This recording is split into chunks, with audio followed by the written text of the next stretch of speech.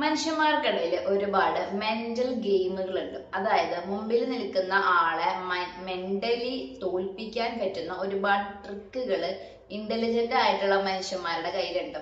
അതിലൊന്ന് നിരന്തരമായി നിങ്ങളെ കുറ്റപ്പെടുത്തുക എന്നുള്ളതാണ്. നിങ്ങൾക്ക് ഒരാളെ കൺട്രോൾ ചെയ്യാൻ വേണ്ടി ഒരു ഡാർക്ക് സൈക്കോളജിയാണ്.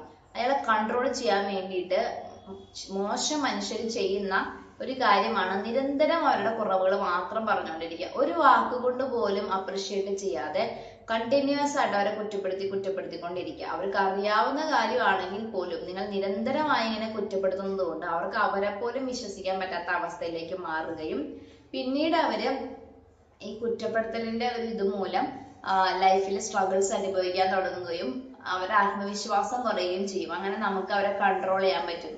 അപ്പെടുത്തിക്കൊണ്ടേ ഇരിക്കുമ്പോൾ നമ്മുടെ ആത്മവിശ്വാസം കുറയുന്നത് കൊണ്ട് നമ്മൾക്ക് ആകെ കൺഫ്യൂസ്ഡ് ആവും. നമുക്ക് പിന്നെ എന്ത് ചെയ്യണം എന്ത് ചെയ്യണം നമുക്ക് മനസ്സിലാകത്തില്ല. അപ്പൊ അതൊരു ടെക്നിക്കാണ്. അപ്പൊ നിങ്ങൾ എന്താ ചെയ്യേണ്ടത്?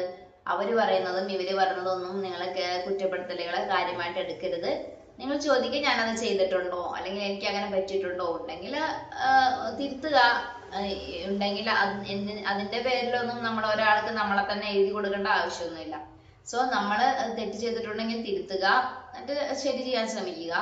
അവർ അത് തന്നെ പറഞ്ഞ് കുറ്റപ്പെടുത്തുകയാണ് എങ്കിൽ അത് അവരുടെ കുഴപ്പമാണ്. അവർ നിങ്ങളെ കൺട്രോൾ ചെയ്യാൻ ശ്രമിക്കുവാണ്. നിങ്ങൾ അതിന് നിന്ന് കൊടുക്കരുത്. നിങ്ങൾ ജീവിതകാലം മുഴുവൻ ഈ കുറ്റപ്പെടുത്തൽ കേട്ടോണ്ടിരിക്കും.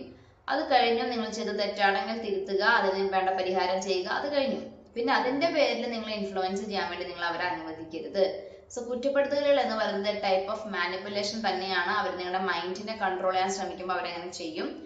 പിന്നെ ഇനി ദൈവം അറിഞ്ഞാൽ മതി. ചിലതൊക്കെ നമുക്ക് എല്ലാം എക്സ്പ്ലെയിൻ ചെയ്ത് മനസ്സിലാക്കാൻ പറ്റിയില്ലെങ്കിലും ചിലതൊക്കെ ദൈവം അറിഞ്ഞാൽ മതി. അപ്പം അങ്ങനെ മനുഷ്യന്മാർക്ക് നിങ്ങളെ തന്നെ നിങ്ങൾ എഴുതി കൊടുക്കരുത്, വിട്ടുകൊടുക്കരുത്. നിങ്ങൾ അതിനെ റെസിസ്റ്റ് ചെയ്യണം. കുറ്റപ്പെടുത്തലുകളെ നിങ്ങൾ റെസിസ്റ്റ് ചെയ്തില്ലെങ്കിൽ നിങ്ങളുടെ ആത്മവിശ്വാസം തകരും. അപ്പം ചെയ്ത് തെറ്റാണെങ്കിൽ അംഗീകരിക്കുക, തിരുത്തുക. ചെയ്തിട്ടില്ല എങ്കിൽ പിന്നെ അത് എക്സ്പ്ലെയിൻ ചെയ്യാൻ പോകണ്ട. ദൈവം തന്നെ പിന്നെ അവരുടെ കാര്യങ്ങൾ നോക്കിക്കോട്ടെ. Thank you.